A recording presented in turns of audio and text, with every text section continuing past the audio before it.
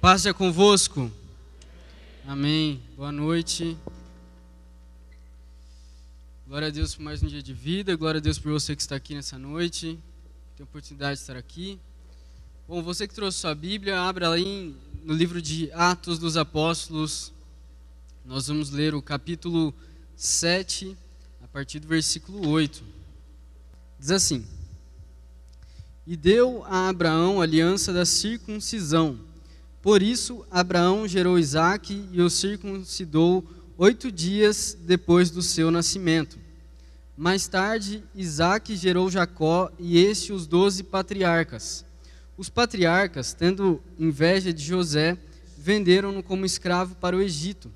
Mas Deus estava com ele e o libertou de todas as suas tribulações, dando a José favor e sabedoria diante do faraó, rei do Egito. Este o tornou governador do Egito e de todo o seu palácio. Depois houve fome em todo o Egito e em Canaã, trazendo grande sofrimento, e os nossos antepassados não encontravam alimento. Ouvindo que havia trigo no Egito, Jacó enviou nossos antepassados em sua primeira viagem. Na segunda viagem deles, José fez-se conhecer por seus irmãos, e o faraó pôde conhecer a família de José. Depois disso, José mandou buscar seu pai Jacó e toda a sua família, que eram 75 pessoas. Então Jacó desceu ao Egito, onde faleceram ele e os nossos antepassados. Seus corpos foram levados de volta a Siquém e colocados no túmulo que Abraão havia comprado ali dos filhos de Amor, por certa quantia. Amém? A gente acabou de ler aqui uma parte que fala a respeito do discurso de Estevão antes de ser apedrejado. Estevão foi o primeiro mártir da igreja, ou seja, a primeira pessoa que morreu por causa da sua fé. E nesse discurso aqui, foi quando ele estava no Sinédrio, falando para todas as pessoas que estavam ali, que eram os judeus.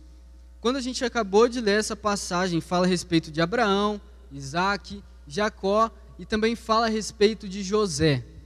José é uma das únicas pessoas na Bíblia que, se você pegar a história dela, você não vai ver, vamos supor, defeito algum.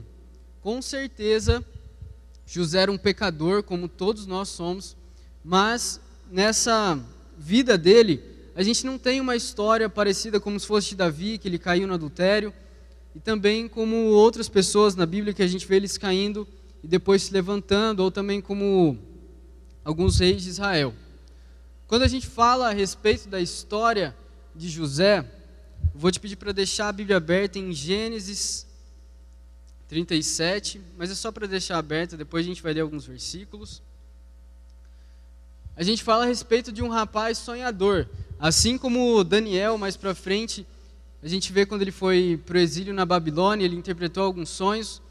A gente começa com a história de José, que foi uma pessoa que interpretava sonhos e que também tinha sonhos, era algum dom que Deus havia dado para ele. E a história de José, ele é um dos caçulas, um dos filhos, o primogênito de Raquel, que era uma das esposas de Jacó, e ele tinha mais 11 irmãos. E o único irmão que era irmão de sangue, de pai e de mãe de José, era um rapaz chamado Benjamim. E José, ele era super amado pelo seu pai, porque Jacó havia tido ele durante a sua velhice. Era o que a gente costuma chamar a raspa do tacho. E ele era muito querido por seu pai, até que ele ganhou uma túnica longa e colorida. E se você dá um presente para um e dá para outro, já é briga. Agora imagina você dar presente para um e não dá para 11. Já é muito pior. E depois disso, quando ele recebe a sua túnica, José ele tem 2 sonhos, que eles falam a respeito dele e da sua família. O primeiro sonho, ele fala a respeito que eles estavam atando feixes de trigo, e o feixe de José se levantou e ficou de pé, mas os feixes que estavam junto com ele se curvaram diante dele. E essa quantidade de feixes era a mesma quantidade de parentes que eles tinham. Então eram os 11 irmãos e seu pai e sua mãe. E depois disso ele teve um segundo sonho, que foi a respeito do sol, lua e estrelas. Que ele via sol, ele via a lua e ele via 11 estrelas se curvando diante dele. Então, se você for interpretar esse sonho de uma maneira bem crua, você percebe que é um pai, uma mãe e os 11 irmãos se curvando diante de José. E José, inocente, ele conta esses sonhos para sua família, e é claro que quando eles escutam, eles ficam bravos, eles acham que José estava se achando superior, e você imagina só, o filho caçula conta um sonho desse, sendo que naquela época, e até hoje, uma coisa muito considerada é a bênção da primogenitura. O primeiro filho que nascesse, ele herdava os bens dos seus pais. E aí, com essa bênção da primogenitura, José nem tinha essa bênção, mas ele já havia falado desses sonhos, eles começam a achar ruim, até o pai e a mãe dele repreendem. E depois ele começa a falar a respeito da história de José. Ele tinha 17 anos, estava terminando a sua adolescência e ia começar a sua vida adulta. E um certo dia os irmãos dele estavam no campo e o pai dele pediu para ele ir lá no campo trazer notícias dos seus irmãos. Ver se estava tudo bem, se tinha acontecido alguma coisa, se eles precisavam de algo, né? Vocês lembram que quando a gente fala a respeito da história de Davi, foi um início bem parecido. Davi, o pai dele pediu para ele ir levar mantimento para os seus irmãos. E dessa vez, no caso de José, ele tinha pedido para ele ir buscar notícias. E quando ele estava indo, ele se encontra com o rapaz fala, seus irmãos foram naquela direção, e ele começa a ir atrás dos seus irmãos. Ele tinha uma missão que o pai dele tinha dado para ele. E depois, quando ele começa a ir atrás dos seus irmãos, de longe eles já veem José, ele fala, o rapaz que se acha está vindo aqui. E eles planejam matar o irmão dele. E o pior dessa história é que José, os próprios irmãos planejam matar José. Geralmente na história da Bíblia o que a gente vê são de que tem um reino, um outro reino planeja matar esse reino, uma pessoa às vezes tem inveja de outra pessoa e planeja matar, mas nesse caso são os próprios irmãos que planejam a morte do caçula. E nesse caso José, quando estava indo se encontrar com eles, o Rúben fala, não vamos matar ele é sangue no nosso sangue, como é que a gente vai matar ele? A gente vai acabar sendo amaldiçoado. E depois que eles falam isso, eles desistem, e aí José chega, eles pegam José e jogam num poço, e aí eles comem e falam, olha, já que a gente não pode matar, vamos ganhar um dinheiro em cima dele. E aí estavam passando uma caravana de ismaelitas, e eles param e eles falam, olha, você quer comprar ele como escravo? Porque naquela época ainda existia escravidão. E aí ele é levado escravo e ele é vendido por 20 peças de prata. E depois, quando ele é vendido, ele chega na terra do Egito. Vocês lembram? Canaã, depois nós temos o Egito. E quando ele chega no Egito, você imagina, o menino que era preferido do seu pai, que era o rapaz que tinha sonhado. Você já imaginou isso, irmão? José tinha sonhado que os seus pais, que os seus irmãos se curvariam diante dele, e depois, uns dias depois, ele está sendo levado como escravo. Você imagina a cabeça de um menino de 17 anos passando por isso. Se ele não ia ter falado, mas que absurdo, não, onde já se viu, eu sonhei, né? Deus me mostrou esse sonho, e agora eu virei escravo. Qual o sentido, o que tem a ver uma coisa com a outra? Se Deus quer me levar para esse lugar, por que Ele está me levando para esse outro lugar? Um menino de 17 anos. E quando ele vai para esse lugar, ele vai para o Egito como um escravo. Ele vai sem identidade, ele vai sem nome, ele vai sem direito, ele vai da mesma forma que um produto vai ser exposto numa vitrine. E quando ele chega no Egito, ele é vendido para Potifar, que ele era um oficial do faraó, ele era um capitão da guarda. E uma das coisas mais incríveis na vida de José é que ele começa a passar um dos períodos mais difíceis da vida dele, mas ele continua firme nas suas convicções. Ele não se deixa abalar pelas situações que ele está passando. Quando ele chega no Egito, a gente pode imaginar que talvez ele estava desgostoso com Deus, ele estava reclamando com Deus, mas a história que a gente começa a ver na vida de José é completamente diferente. Lá em Gênesis 39, 2 e 3, fala a respeito das atitudes que José estava tendo perante essa situação de escravo. E fala assim, Gênesis 39, 2 e 3. O Senhor estava com José, de modo que este prosperou e passou a morar na casa do seu senhor egípcio, Potifar. Quando este percebeu que o Senhor estava com ele e que o fazia prosperar em tudo que ele realizava, agradou-se de José e tornou o administrador de seus bens. Potifar deixou o seu cuidado à sua casa e lhe confiou tudo o que possuía. Olha que incrível. Ele chega num lugar desconhecido, uma pessoa estrangeira. Primeiro problema, ele é estrangeiro, ele é escravo, ele não tem nem nome. E mesmo assim, Potifar vê que Deus estava na vida de José. Mas, irmão, o que tem a ver? O cara era um escravo. E mesmo assim, eles viam que Deus estava na vida de José.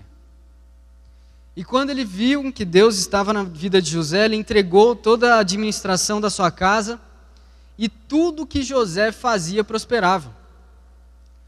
Mas eu te pergunto, será que tudo que José fazia prosperava porque Deus estava com José? Ou será que tudo que José fazia prosperava porque ele era um bom trabalhador? Qual das duas coisas será que José tinha? Se tudo que José fazia prosperava, era porque ele era um homem de Deus. E também porque ele era um excelente profissional. José, ele não ficava, às vezes, de perna para o ar, deixando o seu serviço, e Deus iria lá e fazia a parte de José no serviço dele. José era o melhor da casa de Potifar, mas Deus estava na vida de José. Nós temos as nossas responsabilidades, e tudo que nós fazemos, nós precisamos consagrar para Deus, para que a gente não ache que seja um merecimento nosso, nós prosperarmos na nossa família, no nosso trabalho, seja lá onde for, mas que tudo seja na dependência de Deus, e que Ele nos abençoe em tudo que nós vamos fazer, e que em tudo que nós formos fazer, nós fazemos o melhor, porque nós estamos fazendo para Deus. Amém? José começa a prosperar, e aparece uma infeliz na vida dele, que era a mulher de Potifar. Na Bíblia fala que José ele era muito bonito, e com certeza essa esposa do oficial do faraó não devia ser feia. E aí um belo dia, José entra na casa e não tinha nenhum funcionário na casa, e essa mulher tenta levar José para o quarto, para ter relações com ele, e aí quando ele vai, ele sabe que aquilo é errado. Ele entende que ele estaria quebrando uma aliança dele com Deus, e que ele também estaria quebrando uma aliança entre essa mulher e o seu marido. E depois, quando acontece isso, ela tenta agarrar ele, José vaza, sai correndo, mas a túnica dele fica, a roupa dele fica. E interessante é que isso não aconteceu um dia apenas na vida de José. Não foi um dia que ela acordou e quis fazer isso com ele, mas no versículo 10 diz assim: assim, embora ela insistisse com José dia após dia, ele se recusava a deitar-se com ela e evitava ficar perto dela. Ela tentava José todo dia, e todo dia José tinha que recusar ficar com ela e tinha que se afastar perto dela. Sabe o que acontece, irmãos? A gente tem que saber que a gente não pode querer tentar o nosso próprio corpo às tentações. E é engraçada essa frase, mas de que a gente não pode brincar com as tentações da nossa vida. Porque se a gente brincar com as tentações que vêm sobre a nossa vida, a gente vai acabar caindo. Quando José sabia que a mulher estava dando em cima dele, que queria ter relações com ele, José, ele não ficava acreditando que ele ia conseguir vencer. José fugia. José fugia das suas tentações. Ele não ficava perto, ele não procurava alguma coisa, mas ele fugia. Ele corria. Ele saía correndo da tentação que vinha sobre a vida dele. Então você, preste atenção naquilo que vem sobre a sua vida para que você não venha cair. Às vezes a gente acredita que vamos resistir, que a gente vai conseguir ficar longe do pecado, mas a única vez que você vai conseguir ficar longe do pecado é quando você fugir do pecado. José fugia do pecado e assim ele conseguia resistir ao pecado. Quando acontece isso na vida dele, a mulher de Potifar tenta ficar com ele, ele sai correndo, ela vai lá e inventa uma mentira para o marido dela. Ela fala que ele tentou assediar ela e que daí ele foi embora, e aí ele é acusado de assédio, ele é preso, e aí você imagina, José, mais uma vez, ele era um bom filho e foi vendido como escravo. Agora ele era um bom funcionário e ele é preso na cadeia. E tudo isso, o rapaz tinha 17, 18, 19 anos.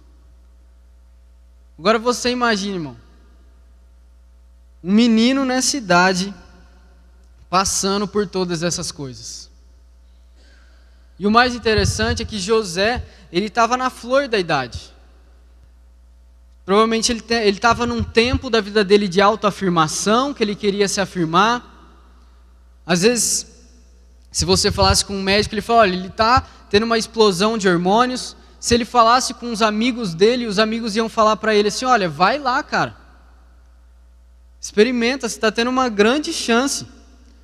Talvez essa mulher era desejada por todo o império e você está tendo uma chance e vai deixar passar. Mas José, ele não dava ouvidos para nada além daquilo que Deus tinha dado na mão dele. José, ele era firme na presença de Deus. Ele era convicto do seu caráter. Ele tinha certeza que a promessa que Deus tinha feito com ele quando ele ainda estava na casa do seu pai, só iria se cumprir na vida dele, se ele fosse uma pessoa constante na presença de Deus. E além de tudo, de ser uma pessoa constante na presença de Deus, uma pessoa de caráter e um homem de verdade. Depois que acontece isso, José, ao invés de começar a reclamar, murmurar, falar a Deus, amaldiçoar o nome de Deus e querer morrer, de novo, José tem uma segunda chance de recomeçar. E num grau mais baixo ainda, ele vai começar como um prisioneiro. O cara era escravo e agora é um prisioneiro. E quando ele estava na prisão, eles viam que ele era um homem de Deus, eles viam que ele tinha caráter, ele via que ele não era um homem corrupto. E o que acontece? O carcereiro coloca a prisão na mão dele. Fala, olha, você é um prisioneiro, mas mesmo assim você vai tomar conta de todos os presos. E aí, adivinha o que acontece? José era um homem de Deus e José era um bom profissional.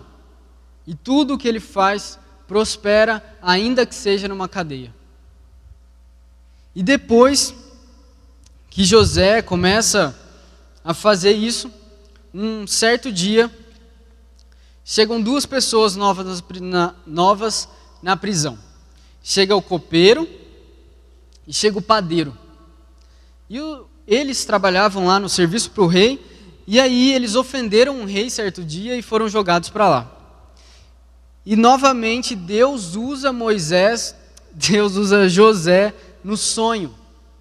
O mesmo ministério que Deus tinha dado para ele lá na casa de seu pai, é o mesmo ministério que Deus vai usar ele na prisão. O copeiro e o padeiro, ele têm sonhos. O copeiro, ele tem um sonho de que ele estava perto de uma vinha, de uma videira, e aí nasce, cresce, ele apanha as uvas, espreme, coloca numa taça e entrega para o faraó. E aí o padeiro também tem um sonho, de que ele estava com uma cesta de pães, e aí vinham aves do céu comer o pão. E aí eles falam com José, e José interpreta o sonho deles. Para o copeiro, José fala: olha, você vai ter 3 dias, você vai sair, e você vai voltar para a sua posição lá na casa do faraó. Mas olha, lembra de mim, quando você chegar lá, lembra que eu te ajudei e que eu interpretei o seu sonho. E aí o padeiro é outra história. O padeiro, José fala para ele que ele vai voltar para o ofício dele, mas que ele vai morrer. Você imagina como ficou a cabeça do padeiro quando ele soube que ele ia ser enforcado depois dessa. E depois disso, José lembra que ele foi usado por Deus lá na casa de seu pai para interpretar sonho, e novamente ele é usado por Deus para interpretar sonho. E depois disso, ele tem um desafio muito maior. Faraó, o dono do império, ele tem um sonho. Ou melhor, ele tem 2 sonhos. E nesses 2 sonhos, o primeiro ele fala a respeito de 7 vacas. Tem 7 vacas gordas à beira do rio Nilo, e aí saem 7 vacas magras do rio e comem as 7 vacas gordas. E aí depois ele tem outro sonho, que é a respeito de 7 espigas de trigo. Tem 7 espigas boas de trigo, e depois elas morrem, brotam 7 espigas, ele usa a palavra mirradas, secas, de trigo. E depois disso, os magos, sábios daquela época, pessoas que mexiam com magia, eles não conseguiram interpretar o sonho de Faraó. Mas aí o copeiro lembra: olha, tem um cara lá na prisão que ele interpretou um sonho meu, então eu vou falar para o faraó. E aí ele fala para o faraó, e aí o faraó então manda chamar José, já que ele soube interpretar o sonho na prisão. Então José chega lá na presença do faraó, do governador do Egito, e ele interpreta o sonho do faraó. E ele fala que vão ter 7 anos de fartura e depois vão vir 7 anos de fome. E o plano deles era que nesses 7 anos de fartura, 20% de tudo que eles colhiam deviam ir para os celeiros e ficarem guardados para os 7 anos de fome. 20% de tudo que eles recolhiam ia para o celeiro. E aí, quando eles chamam José para interpretar o sonho, José fala essas coisas. O interessante é que no versículo 33 do capítulo 41, fala assim. Capítulo 41, versículo 33. Diz assim: procure agora o faraó, um homem criterioso e sábio, coloque-o no comando da terra do Egito. O faraó também deve estabelecer supervisores para recolher 1/5 da colheita do Egito durante os 7 anos de fartura. Amém? Agora eu quero que você pule lá para o versículo 50. Opa. Bom, ainda não. Pula para o versículo 37. 41, 37.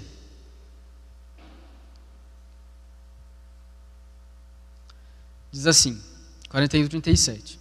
O plano pareceu bom ao faraó e a todos os seus conselheiros.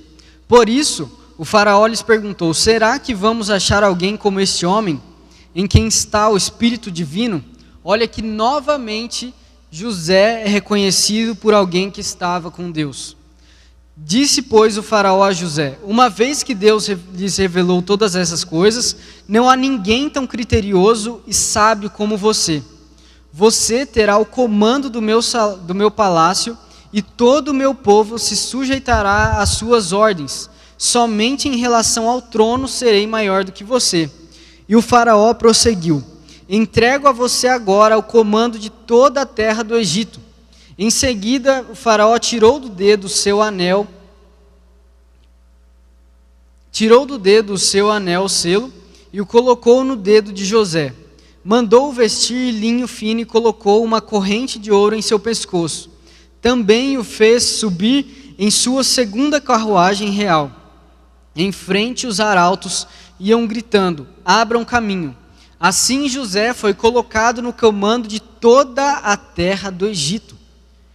Disse ainda o faraó a José: eu sou o faraó, mas sem a sua palavra ninguém poderá levantar a mão nem o pé em todo o Egito. Olha o que Deus fez na vida de José. E quando a gente fala a respeito de José, essa história parece muito rápida. Ele foi jogado num poço, chegou na terra do faraó, depois foi prisioneiro, ficou um tempo na prisão. Sabe com quantos anos José se tornou governador do Egito? Com 30 anos. Sabe quanto durou a prisão de José? 13 anos. E sabe, às vezes na nossa vida nós passamos por dificuldade, a gente está passando por uma pandemia faz 1 ano, às vezes a gente passa por um momento de desemprego, uma dificuldade na saúde, talvez na sua família, algo terrível possa ter acontecido. E às vezes na nossa vida nós passamos por algumas dificuldades e por alguns vales que a gente não tem uma esperança, não acredita que Deus tem uma solução para aquilo que estamos passando. E talvez a gente passe por uma situação difícil durante 1, 2, 3, quem sabe 5 anos. Mas você imagina José, que ele era um bom filho, depois foi um bom escravo, foi um bom funcionário, virou um bom prisioneiro. Quem sabe José estava na prisão achando que Deus tinha fracassado, achando que Deus havia se esquecido dele, de que talvez Deus nem estava olhando mais para a vida dele. Porque ele foi usado por Deus na prisão. E mesmo depois de ter sido usado por Deus, ele ainda ficou na prisão mais um tempo até acontecer isso. E quando Deus fala a respeito de José, ele fala a respeito de uma história de um homem que teve paciência e que teve constância na presença de Deus. Ele teve paciência em saber que as coisas na vida dele, que as promessas de Deus para a vida dele, não iam ser de uma hora para outra, mas que existia um processo que ele precisava passar até chegar no lugar dele. E José, ele foi constante na presença de Deus. Ele não caiu na corrupção, em talvez falar para um prisioneiro: olha, me passa um dinheiro que eu te deixo embora. Ele não caiu na vida sexual com a esposa de Potifar. Aqui não aparece José reclamando da situação que ele estava. mas aparece um homem constante e que confiava em Deus. E eu te pergunto, irmão, se cada um de nós passasse por uma situação dessa, qual seria a nossa atitude? O que talvez ia dominar o nosso coração? E quando eu olho para José, eu vejo um cara paciente e perseverante. Uma das coisas especiais quando você olha para o Antigo Testamento e para os judeus, é que sempre quando eles vão fazer alguma coisa, geralmente eles têm uma... Vamos supor que um judeu vai criar um prédio, até hoje em dia. Ele não vai pegar um nome qualquer e colocar num prédio. Se ele for ter um filho, ele não vai pegar um nome que ele acha bonito e colocar no filho. Todas as coisas, tanto hoje quanto no Antigo Testamento, tinham um significado especial, e principalmente nos nomes que eles davam. E José, depois que ele vira governador do Egito, o faraó apresenteia ele com uma esposa. E aí José tem 2 filhos com essa mulher. E o primeiro filho chama Manassés. E sabe o que significa o nome Manassés?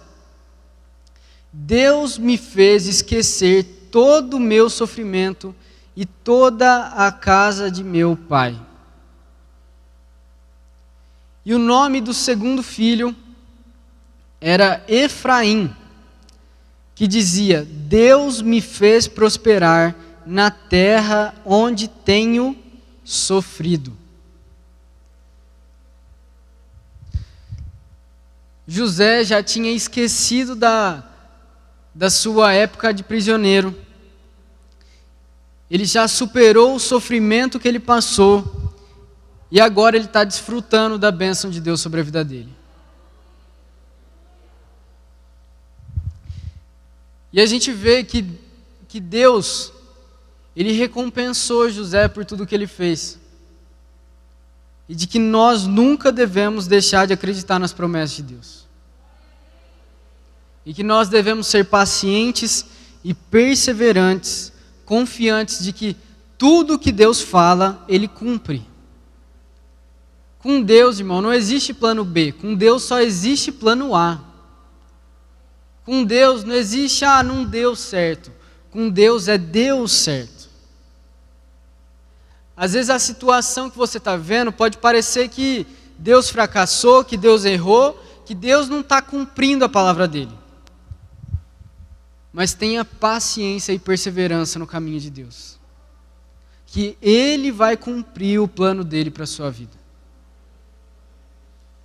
Independente de qualquer prisão, de qualquer deserto, de qualquer situação dolorida e difícil, Deus continua sendo Deus. E nós devemos continuar amando, acreditando, confiando e não se abalando diante de qualquer dificuldade, mas crendo que Deus existe, que Ele é bom e que Ele está conosco em todo o tempo. E sabe, irmãos, José sabia que se ele caísse com a esposa de Potifar, ele não ia, talvez, ter esse sonho completo. E aí, a história de José não termina ele virando governador do Egito. Depois eles começam aos 7 anos, então, de fartura, eles guardam 20% de tudo que eles ganham. E aí passa os 7 anos e começa os 7 anos de fome. E aí José já tem os seus locais de armazenamento, pessoas de fora que começam a passar fome, começam a vir para o Egito em busca de alimento, porque eles sabiam que lá eles haviam guardado alimento. E quando eles estavam indo para lá, naquela época a moeda era ouro, prata, e eles também tinham as suas colheitas, mas o principal moeda de troca eram essas coisas. Tanto que os judeus, quando eles são perseguidos, eles já foram em várias épocas da vida deles, eles tinham uma lição de que tudo que eles tinham que ser coisa fácil de transportar. Então os judeus, eles sempre guardam ouro, prata, pedras preciosas, obras de arte, porque todas as vezes que eles foram perseguidos, eles precisavam pegar as coisas e sair correndo, como várias vezes, tanto na Bíblia quanto na vida real eles foram. E durante essa época, as pessoas iam de fora com as suas pedras preciosas, com o seu ouro, sua prata, e trocavam. Então eles davam 1 quilo de ouro e levavam comida. E essa fome chegou a ser tão séria que pessoas vendiam propriedades, iam lá e falavam: olha, eu te entrego a minha propriedade, você me dá o dinheiro e você me dá a comida. E pessoas chegavam a se vender como escravas para ter o que comer. E depois, quando começam os 2 primeiros anos de fome, a família de Jacó começa a ver o sofrimento deles. Eles falam: olha, lá no Egito tem comida, vamos para lá buscar alimento. E quando eles vão para o Egito, não vão, 12 irmãos, já não tinha José, sobrava 11, ainda tinha o caçula, que era Benjamim, e ele ficou na casa do pai e os outros foram para lá. E quando eles chegaram lá no Egito, Moisés na cabeça, José reconhece os seus irmãos. E aí ele fala: pô, vocês vieram lá de Canaã, será que vocês não são espias para a minha terra? Será que vocês não estão querendo alguma coisa além de comida? E aí José, como ele era um cara extremamente inteligente, ele começa a falar com eles a respeito disso. E aí ele pede para eles trazerem um caçula. Só que o que acontece? Jacó amava José.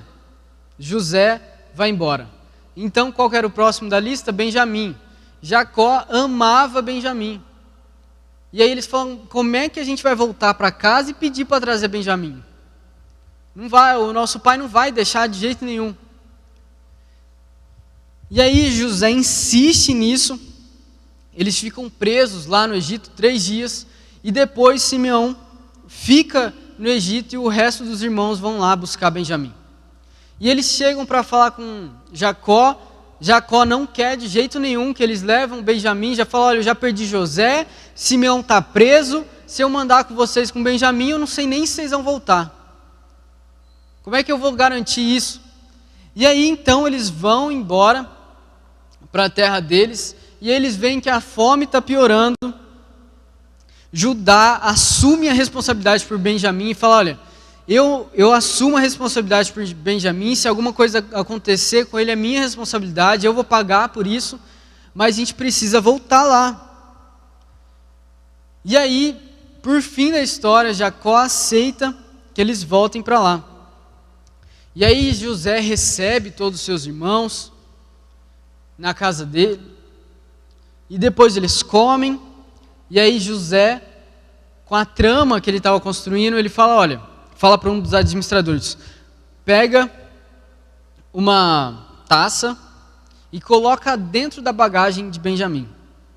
E aí ele vai lá sorrateiramente, coloca na bagagem de Benjamim, esse administrador, um ajudante de José, e aí eles vão embora de novo.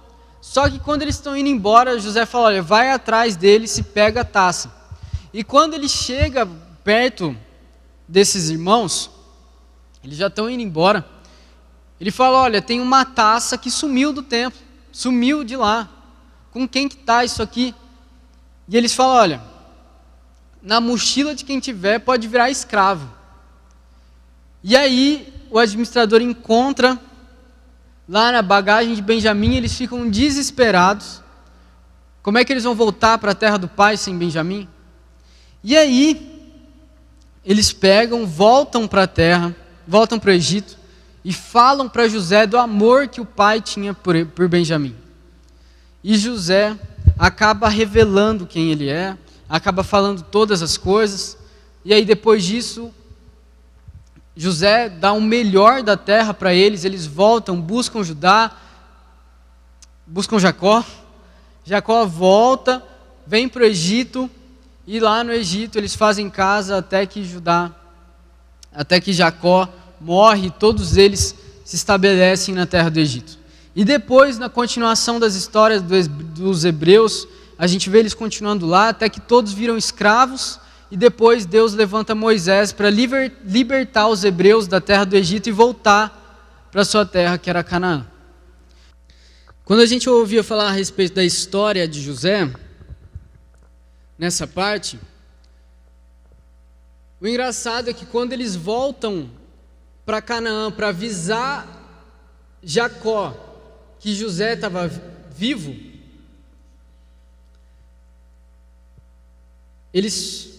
quando eles falam isso para Jacó, na Bíblia fala que o coração de Jacó quase parou de bater. Sabe por quê, irmãos? Todos os patriarcas, esses irmãos, eles sustentaram uma mentira durante 22 anos. Durante 22 anos, o Fê, dá uma ajuda aí. Durante 22 anos, eles sustentaram uma mentira.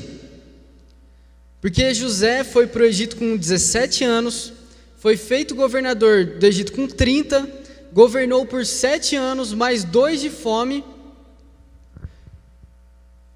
e 22 anos escondendo do pai uma grande mentira que ele estava morto. E na história de José, irmãos, uma das coisas mais bonitas é a bênção que o pai dele deu para ele quando ele estava morrendo. Eu quero que você abra a sua Bíblia em Gênesis 45, a gente vai ler a partir do versículo 5. De qual? Gênesis 45, 5, nós vamos ver o plano de Deus em José. Qual que era o plano de Deus com todas essas coisas que você escutou até agora? Gênesis 45, 5. Diz assim: agora não se aflinjam nem se recriminem por terem me vendido para cá, pois foi para salvar vidas que Deus me enviou adiante de vocês. Já houve 2 anos de fome na terra, e nos próximos 5 anos não haverá cultivo nem colheita. Mas Deus me enviou à frente de vocês para lhes preservar um remanescente nesta terra, e para salvar-lhes a vida com grande livramento. Assim, não foram vocês que me mandaram para cá, mas sim o próprio Deus. Ele me tornou ministro do faraó e me fez administrador de todo o palácio e governador de todo o Egito. Amém? Olha o plano de Deus. Deus usou todas essas situações para livrar uma nação inteira da fome, para salvar como se fosse um país inteiro. E sabe, irmãos, você que talvez está passando por uma dificuldade, ou com certeza todos nós um dia podemos passar, ou já passamos, não abandone o chamado de Deus para a sua vida. Às vezes a gente olha para a história de José e a gente fala, mas José, estava filho de Jacó, ele estava na Bíblia. Mas Deus conta com você para salvar vidas também. E às vezes não é nem para salvar vidas da morte, da fome, como a gente viu aqui, mas é para você salvar vidas do inferno. Para você salvar vidas que às vezes estavam destinadas a morrer, não terem Jesus como seu suficiente Salvador, e às vezes morrerem e irem para o inferno. Mas Deus te levantou para você também ser um salva-vidas. Para você ser uma bênção no lugar que você está.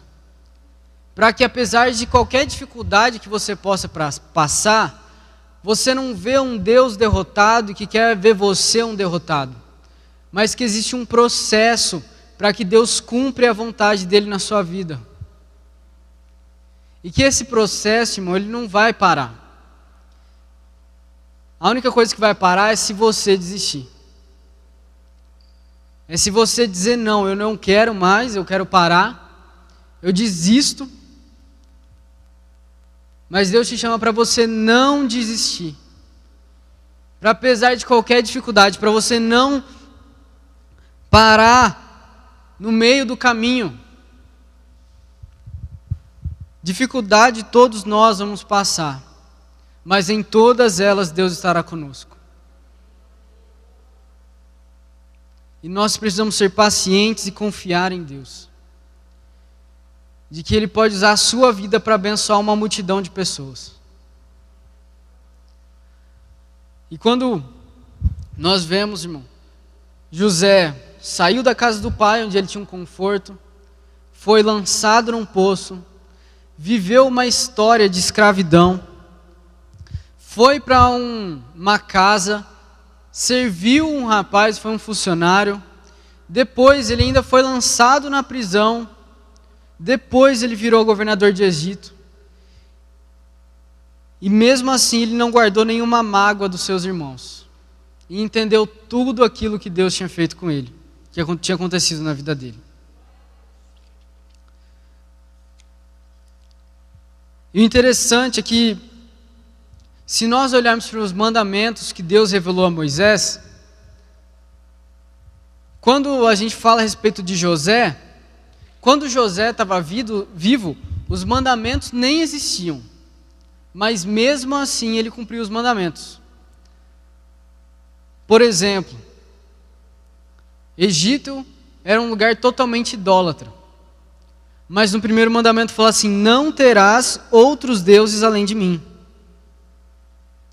E assim como um lugar idólatra, José também não caiu no segundo mandamento, que é: não farás para ti nenhum ídolo, nenhuma imagem de qualquer coisa no céu, na terra ou nas águas debaixo da terra. Não te prostrará diante deles, nem lhes prestará culto, porque eu, o Senhor teu Deus, sou Deus zeloso, que castiga os filhos pelos pecados de seus pais até a terceira e quarta geração deles que me desprezam, mas trato com bondade até 1000 gerações aos que me amam e guardam os meus mandamentos.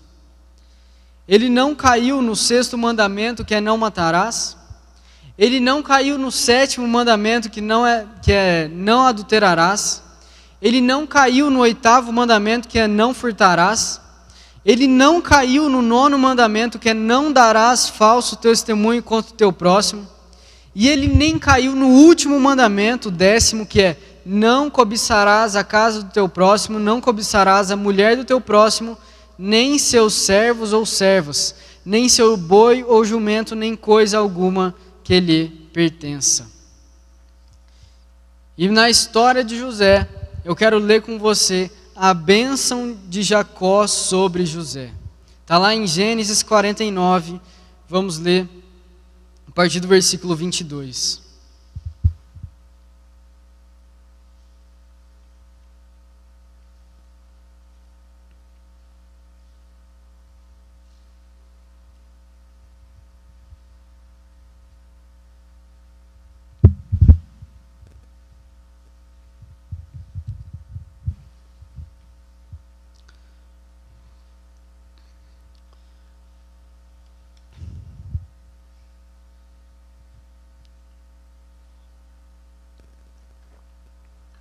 Gênesis 49, a partir do versículo 22. Diz assim: a bênção de Jacó sobre José. Jacó é uma árvore frutífera à beira de uma fonte, cujos galhos passam por cima do muro. Com rancor, arqueiros o atacam, atirando-lhe flechas com hostilidade. Mas o seu arco permaneceu firme, os seus braços fortes, ágeis para atirar, pela mão do poderoso de Jacó, pelo nome do pastor, a rocha de Israel, pelo Deus de seu pai, que ajuda você, o Todo-Poderoso, que o abençoa com bênçãos dos altos céus, bênçãos das profundezas, bênçãos da fertilidade e da fartura. As bênçãos de seu pai são superiores, as bênçãos dos montes antigos, as delícias das colinas eternas.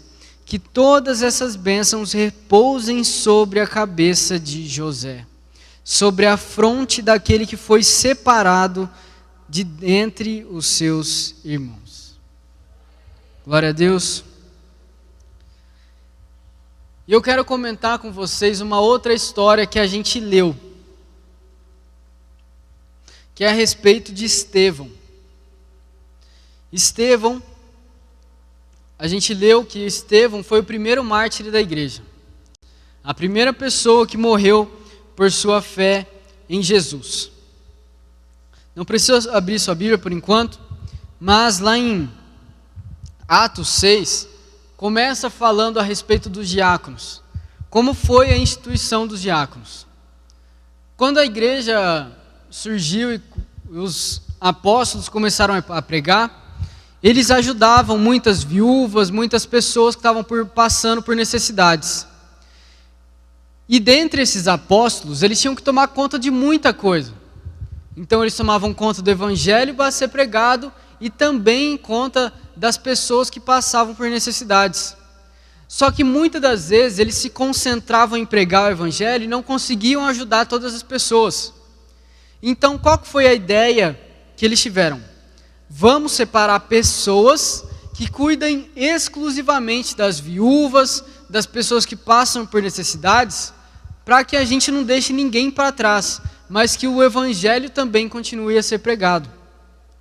E quando eles falam a respeito dos diáconos, eles falam, Atos 6, 5, não precisa abrir, fala assim: tal proposta agradou a todos, então escolheram Estevão, homem cheio de fé e do Espírito Santo. E depois, quando eles têm essa criação dos diáconos, a igreja começa a crescer mais ainda. No versículo 7 fala: crescia rapidamente o número de discípulos em Jerusalém. E quando nós falamos a respeito de Estevão, que foi o primeiro diácono, a partir do versículo 8 eles vão falar da prisão de Estevão. Estevão, assim como a gente leu, um homem cheio de fé, cheio do Espírito Santo. No versículo 8 fala que ele realizava grandes maravilhas e sinais entre o povo. Mas levantou algumas pessoas que não gostaram nada de Estevão, que eram seus opositores. Eles eram da sinagoga dos libertos. E aí eles quiseram discutir com Estevão, quiseram bater boca com Estevão. Só que Estevão era um homem tão cheio do Espírito Santo, que no versículo 10 fala: mas não podiam resistir à sabedoria e ao espírito com que ele falava. Olha como Deus estava com Estevão também. As pessoas não conseguiam nem discutir com ele por conta da sabedoria e do quanto ele era cheio do Espírito Santo. E depois disso, eles falam: bom, já que a gente não consegue ganhar na discussão, vamos levantar pessoas mentirosas, caluniadoras, que vão espalhar mentiras sobre Estevão. E quais mentiras eles começaram a espalhar? Começaram a falar que Estevão queria destruir o templo, que ia vir Jesus destruir o templo, que eles iam abandonar os costumes de Moisés, que tudo ia ser deixado para trás. Começou a falar que Estevão levantava blasfêmias contra Moisés e contra Deus. E o povo começou a se revoltar com isso. Até que Estevão vai no Sinédrio e faz um longo discurso. Parte desse discurso que a gente leu, foi a primeira leitura da mensagem. E quando Estevão termina o seu discurso, o povo fica tão irado com Estevão, que eles agarram Estevão e levam Estevão para fora do Sinédrio. E Estevão é apedrejado. E eu quero ler com você Atos 7, a partir do versículo 54.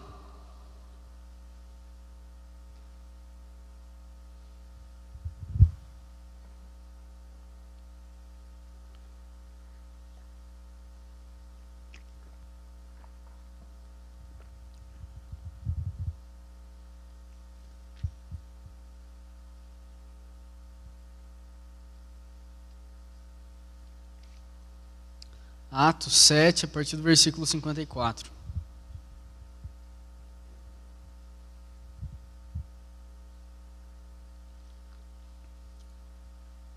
Diz assim: ouvindo isso, ficaram furiosos e rangeram os dentes contra ele. Olha quanto eles estavam bravos. Mas Estevão, cheio do Espírito Santo, levantou os olhos para o céu e viu a glória de Deus. E Jesus em pé à direita de Deus, e disse: vejo os céus abertos e o Filho do Homem em pé à direita de Deus. Mas eles taparam os seus ouvidos e dando fortes gritos, lançaram-se todos juntos contra ele. Arrastaram-no para fora da cidade e começaram a apedrejá-lo. As testemunhas deixaram seus mantos aos pés de um jovem chamado Saulo. Enquanto apedrejavam Estevão, este orava: Senhor Jesus, recebe o meu espírito. Então caiu de joelhos e bradou: Senhor, não os consideres culpados deste pecado. E tendo dito isso, adormeceu ou morreu. E no primeiro versículo do capítulo 8 diz assim: e Saulo estava ali, consentindo na morte de Estevão. Olha só o que aconteceu com Estevão. Um cara cheio do Espírito Santo, que dava testemunho da sua fé. O rapaz foi acusado injustamente, fez um discurso falando de Jesus, de toda a história dos hebreus, e foi morto, apedrejado. E o que vem na tua cabeça quando você olha essa história? O que vem na tua cabeça quando você vê a história de José e vê a parte que ele ficou preso por 13 anos? Às vezes pode vir na tua cabeça que Deus tinha fracassado. Que Deus, forte, bondoso, misericordioso, poderoso, podia ter cometido um erro. Podia ter cometido uma falha, podia ter cometido uma injustiça. Mas Deus é perfeito. Apesar do meu olho, do seu olho, nós somos pecadores, pobres, falhos, fracos, somos nada, absolutamente nada. E nós achamos às vezes que Deus é injusto. Como é que uma pessoa pecadora pode acreditar que um Deus perfeito é injusto? E quando a gente vê a história de Estevão morreu, e depois no versículo seguinte já fala de Saulo. E Saulo, se você olhar no terceiro versículo do capítulo 8, fala assim: Saulo, por sua vez, devastava a igreja, indo de casa em casa, arrastava homens e mulheres e os lançava na prisão. E depois, no capítulo 9 de Atos, fala a respeito da conversão de Saulo. Mas sabe, irmãos, Saulo viu a morte de Estevão. E não é porque Estevão morreu que Deus fracassou. A morte de Estevão foi usada na vida de Saulo.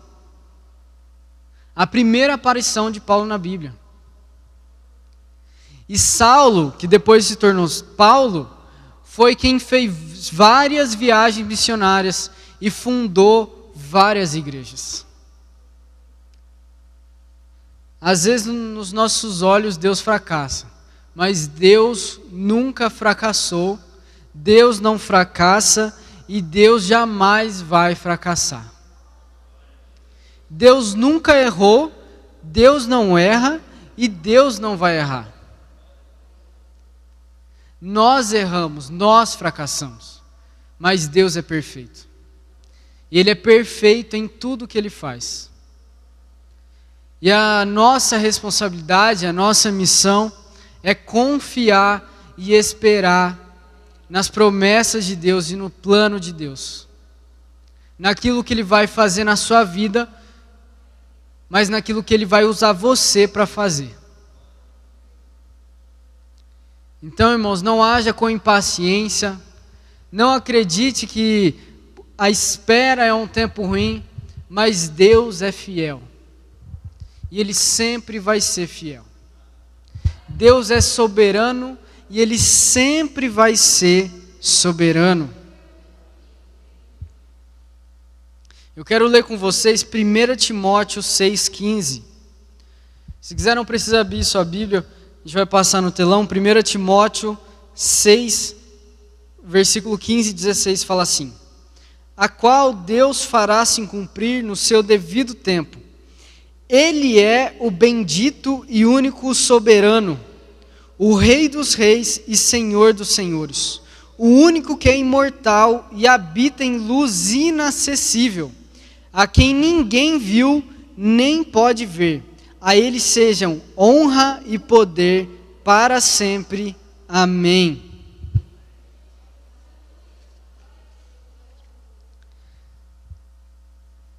Isaías 46, versículo 9 e 10, diz assim, Isaías 46, 9 e 10, lembrem-se das coisas passadas, das coisas muito antigas. Eu sou Deus e não há nenhum outro. Eu sou Deus e não há nenhum como eu. Desde o início faço conhecido o fim. Desde tempos remotos, o que ainda virá, digo, meu propósito ficará de pé e farei tudo o que me agrada. Não tenha medo. Não tenha medo do tempo, não tenha medo da prisão, não tenha medo de qualquer coisa que pareça ser injusta, mas continue confiando em Deus. Em Romanos 8:28 fala assim: sabemos que Deus age em todas as coisas para o bem daqueles que o amam, dos que foram chamados de acordo com o seu propósito. Você foi chamado por Deus? Você foi chamado por Deus? Todas as coisas cooperam para o bem daqueles que foram chamados por Deus de acordo com o seu propósito. Deus não fracassou, Deus não fracassa e Deus jamais vai fracassar. Tenha perseverança e paciência. Perseverança e paciência de que Deus tem o melhor para as nossas vidas. E que ainda que você não vê uma esperança para a sua vida terrena, saiba que Deus tem preparado para você algo que nenhum olho viu, que jamais penetrou no coração do homem, algo que é tão maravilhoso, e que você não vai ficar nesse lugar durante 1, 2, 3, 30 anos, mas que você vai passar a eternidade nesse lugar. Onde não vai ter choro, onde não vai ter enfermidade, onde não vai ter traição de irmãos, onde não vai ter morte, mas onde nós vamos ficar para sempre na presença de Deus. Ponha a sua esperança em Deus e confia na palavra dEle. Confie na palavra de Deus. Amém? Seja perseverante e paciente. Se coloque de pé no seu lugar, feche seus olhos.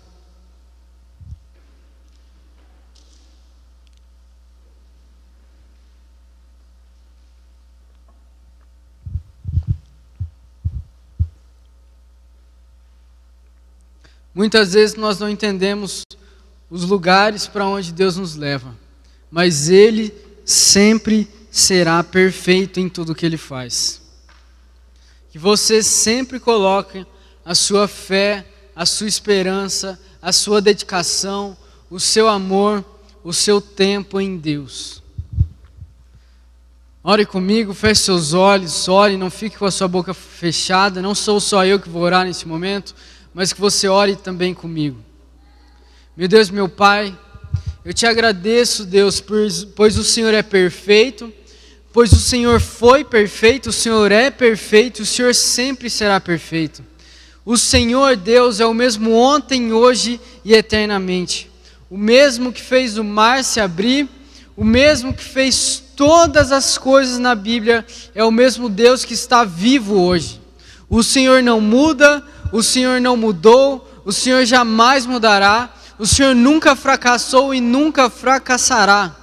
O Senhor é o Deus Todo-Poderoso, o único soberano sobre os céus, sobre a terra.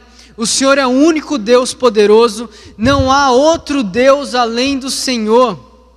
Que o Senhor sempre seja o dono da nossa vida, o dono da nossa esperança, o dono da nossa fé, aquele que cuida de nós, aquele que sempre estará conosco, aquele que estará conosco em todos os momentos, Pai.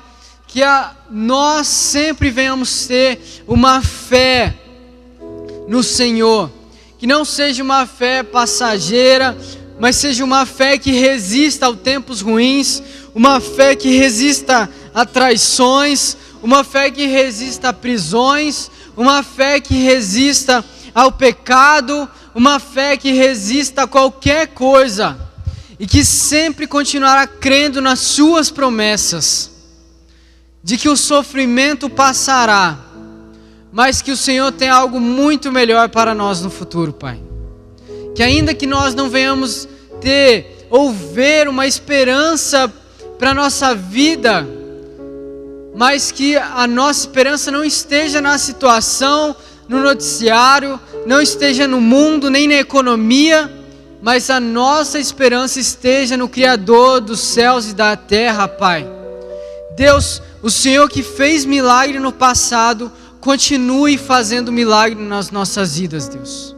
Continue produzindo milagres na vida desse irmão.